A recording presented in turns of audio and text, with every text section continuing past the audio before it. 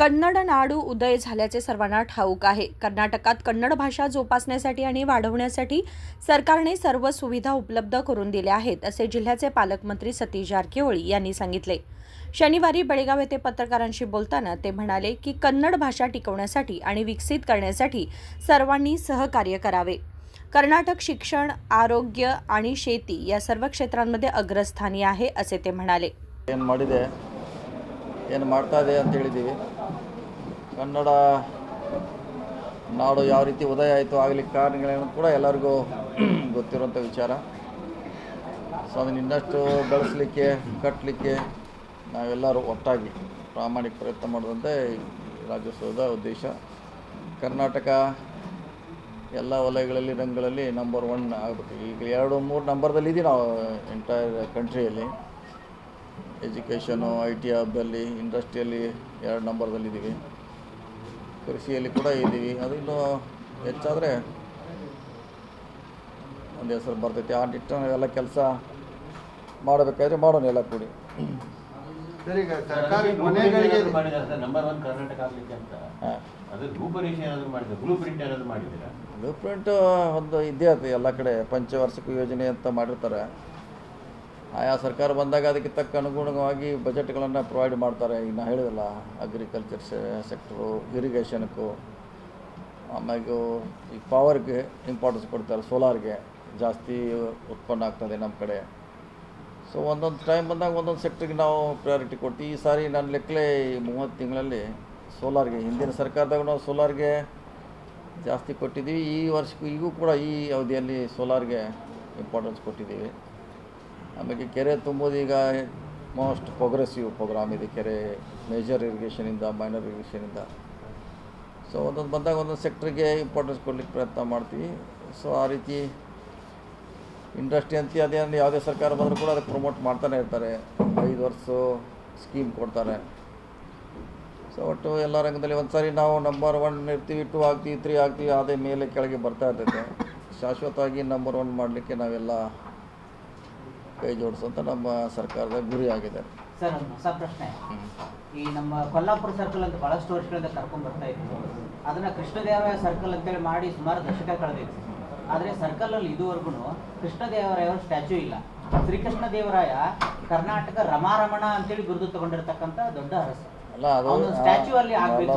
ಸ್ಟ್ಯಾಚ್ಯೂದು ಗೊತ್ತಿಲ್ಲ, ಅದು ಏನಾರ ಪಾಲಿಕೆಯಲ್ಲಿ ಪಾಸಾಗಿ ಸರ್ಕಾರ ಅನುಮೋದನೆ ಕೊಟ್ಟರೆ ಹೆಸರು ಹಚ್ಚಿರ್ಬೋದು। ಹೆಸರು ಮಾತ್ರ ಇಮಿಡಿಯೇಟು ಬೋರ್ಡ್ ಬರ್ಸ್ಲಿಕ್ಕೆ ಹೇಳ್ತೀವಿ। ಅದೇನು ಈಗಲೂ ಕೂಡ ಕೊಲ್ಲಾಪುರ ಸರ್ಕಲ್ ಅಂತಾನೆ ಕರೀತಾರೆ। ಆ ರೀತಿ ಬೆಳಗಾವಿ ಮಹಾನಗರ 48 ಸರ್ಕಲ್ಗಳಿದಾವೆ ಸರ್। ಅಂದ್ರೆ ಆ ರೀತಿ ಹೆಸರುಗಳನ್ನು ಕರೀಲಾಗ್ತದೆ, ಬಟ್ ಅಧಿಕೃತವಾಗಿ ಅದಕ್ಕೆ ಮಾನ್ಯತೆ ಇಲ್ಲ ಆ ಒಂದು ಅಲ್ಲ, ನಾವು ಬೋರ್ಡ್ ಹಚ್ಚಿ ಕೆಲಸ ಅಷ್ಟೇ ರೀ, ಕರೀದಿ ಬಿಡ್ತೀವಿ, ಅದು ನಮ್ಮ ಡ್ಯೂಟಿ ಅಲ್ಲ। ಅವ್ರು ಹೆಂಗೆ ಕರೀತಾರೆ ಇನ್ನು ಅವ್ರಿಗೆ ಬಿಟ್ಟದ್ದು ಅದು। ನಾವು ನೀವು ಹೇಳ್ದಂಗೆ ಯಾವ ಕೇಳಿ ಚೆಕ್ ಮಾಡ್ತೀವಿ, ಯಾವ್ದು ಸ್ಯಾಂಕ್ಷನ್ ಆಗಿದೆ, ಅಧಿಕೃತ ಸರ್ಕಾರ ಅನುಮೋದನೆ ಕೊಟ್ಟಿದೆ, ಅವನು ಬೇಕಾದ್ರೆ ಅಲ್ಲಿ ಈಗ ಮೊನ್ನೆ ಶಂಕರಾನಂದ ಬೋರ್ಡ್ ಅಂತ ಹಾಕಿವಲ್ಲ ಈಗ ನಮ್ಮ ಕ್ಲಬ್ ರೋಡಿಗೆ, ಅದು ಒಂದು ರೋಡ್ ಮಾಡಿದ್ವಿ ಇತ್ತಿತ್ತಲಾಗೆ। ನೀವು ಹೇಳಂಗೆ ಸುಮಾರು ಇದೆ, ಇನ್ನೂ ಅದು ಜಾರಿಯಲ್ಲಿ ಬಂದಿಲ್ಲ, ಜಾರಿಗೊಳಿಸೋಣ। ಈಗ ಸರ್ಕಾರ ಇದೇ ಬೆಳಗಾವಿ ಇತಿಹಾಸದಲ್ಲಿ ಮೊದಲ ಬಾರಿಗೆ 50 ಲಕ್ಷ ಕೊಟ್ಟಿದೆ। ಈಗ ಅದನ್ನ ಯಾವ ರೀತಿಯಾಗಿ ಅದು ನಿನ್ನೆ DC ಅವರೊಂದು ಮೀಟಿಂಗ್ ಮಾಡ್ಯಾರ ಕನ್ನಡ ಪರ ಸಂಘಟನೆಗಳ ಜೊತೆಗೆ। ಅದು ಯಾವ ರೀತಿ ಉಪಯೋಗ ಮಾಡಬೇಕು ಅಂತ ಅವ್ರ ಸಜೆಷನ್ ತೊಗೊಂಡು DC ಅವರು ಅದು ಕಾರ್ಯರೂಪಕ್ಕೆ ತರ್ತಾರೆ।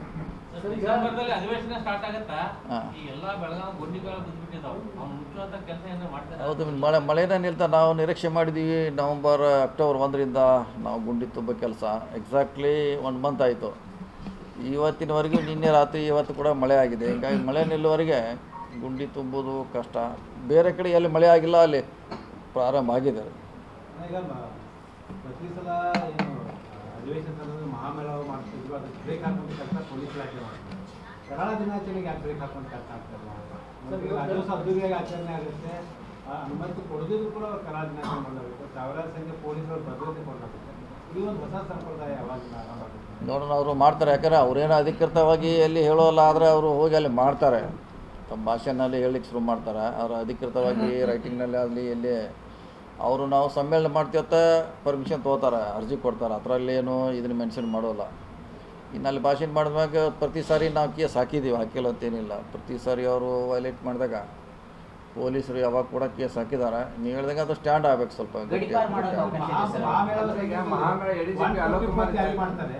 ಈ ಕರಾಳ ದಿನಾಚರಣೆ ಆಚರಿಸೋದ್ರ ಸಂದರ್ಭದಲ್ಲಿ ಅಲ್ಲಿ 144 ಜಾರಿ ಮಾಡೋದು, ಅಲ್ಲಿ ಯಾಕೆ ಇಂಪ್ಲಿಮೆಂಟ್ ಮಾಡಲ್ಲ? ನೋಡೋಣ, ಅದ್ರ ಬಗ್ಗೆ ಚರ್ಚೆ ಮಾಡ್ತೀವಿ ಯಾವ ರೀತಿ ಅಂತ ಪ್ರಿವೆಂಟ್ ಮಾಡಬೇಕಂತ. ನೀವು ಸಿಪಿಐ ಒಬ್ಬರು ಅಂದರೆ ಮಾಳಮಾರುತಿ ಇನ್ಸ್ಪೆಕ್ಟರ್ ಗಡಿಪಾರಂತ ಒಬ್ಬ ರೌಡಿ ಶೀಟರ್ ಜೊತೆ ಸೆಲ್ಫಿ ತಗೊಂಡಿದ್ದಾರೆ. ಫೋನ್ ಹೇಳಿಕೆಯನ್ನು ಈ ಸರ್ಕಾರಕ್ಕೆ ಮುಜುಗರ ತರಬೇಕು. ನೋಡೋಣ, ಅದು ಕಮಿಷನರ್ ಅವ್ರು ನೋಡ್ತಾರೆ, ಅದ್ರ ಬಗ್ಗೆ ಚೆಕ್ ಮಾಡ್ತೀವಿ. ಚೆಕ್ ಮಾಡಿಸೋಣ ಏನಾಗಿದೆ ಅಂತ. ಅವರು ಕಮಿಷನರ್ ನೋಡ್ತಾರೆ, ಅವ್ರ ಕೆಲಸ. ಮರಾಠ ಮಂಡಳ ಚೇರ್ಮನ್ ಅವರಿಗೆ ಈ ಸಲ ರಾಜ್ಯೋತ್ಸವ ಪ್ರಶಸ್ತಿ ಕೊಟ್ಟಿದ್ದು ವಿವಾದಕ್ಕೆ ಕಾರಣ ಆಗಿದೆ.